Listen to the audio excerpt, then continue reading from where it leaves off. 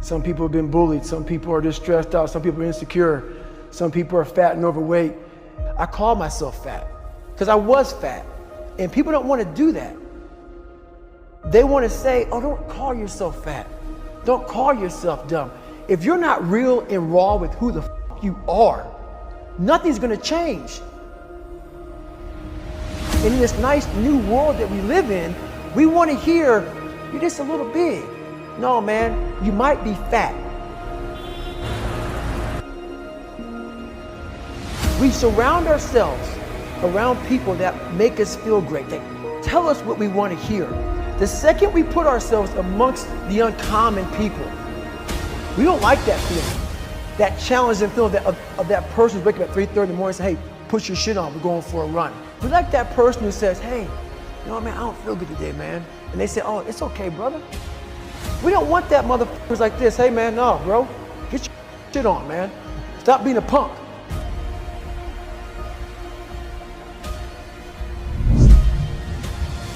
This is all about the quitting mind. So what's the quitting mind? So let's say it's day one of a job interview. We all know what it feels like.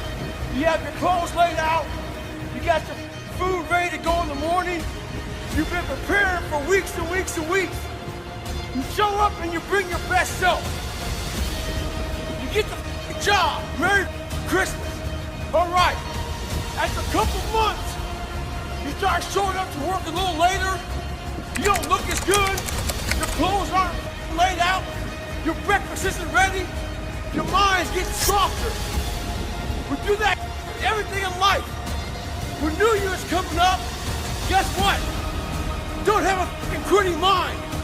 Repetition every day. Stay hard. I believe that most human beings are only living at about 40% of their capability. The mind has a governor, like a car. If you're driving a car and the car has a governor on it, the car may say 130 miles an hour, but the governor's set for 91. The car wants to go. The car wants to go, but that factory said, we're not going past 91. We have a factory, a nice governor in our brain, and it's a survival mechanism. It protects us from pain and suffering. At all times of your life, the mind has a tactical advantage over you. Why is that? It knows what you're afraid of. It knows your insecurities. It knows your deep, dark lies. And it starts to push you away from that. It pushes you in a direction that is comfortable. The mind controls everything. You get to 40%, your brain says, we're done. Let's roll, man. This is starting to get painful. This is uncomfortable. So you sit down. You have to figure out ways, and everybody's different. That's how the book kind of talks about, like we all have these things about, 5 steps to this and 4 steps to this. It's a lot more than that. That's all bullshit. It's a practice that you have to, it's a habit. So if you know that at 40%, I'm feeling pain. At 40% I'm feeling pain. That's where the 40% rule kicks in. Now it starts. Okay, I'm feeling pain. My mind's saying all to me. It's saying get out of here, run, flee. The fight or flight kicks in. Okay, we're done. We're not good enough. It starts telling you all these things. You start to believe it because the mind controls all. This is the time where you have to gain control back of your mind. It's okay.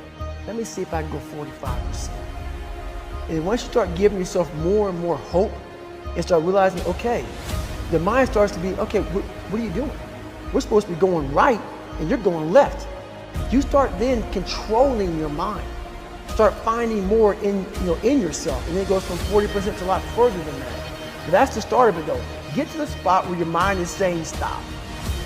Wherever that is, you gotta get there first. And then that's when that starts to work for you. You gotta control yourself in that moment. Well, it's that time of year again, we start to feel real happy. Why? Because we're not going to work.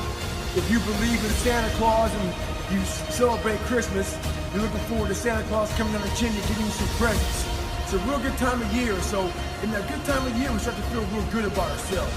Start to feel great. So we start making promises to ourselves about, hey, I'm gonna lose some weight. I'm gonna do better in school. I'm gonna be better here, be better there. But guess what happens?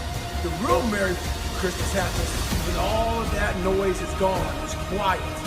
And it's you against you. And now all those endorphins are gone. And I promise you, man, by getting up early and getting after it to go lose weight, study harder, guess what? It's a lot harder now. That repetition becomes a lot harder now. So a lot of us can't do things on our own. So find somebody in your life. So when you throw that towel in, they throw that motherfucker back at you and say you're not done yet. How are you gonna feel, man, when you accomplish this goal coming from that point?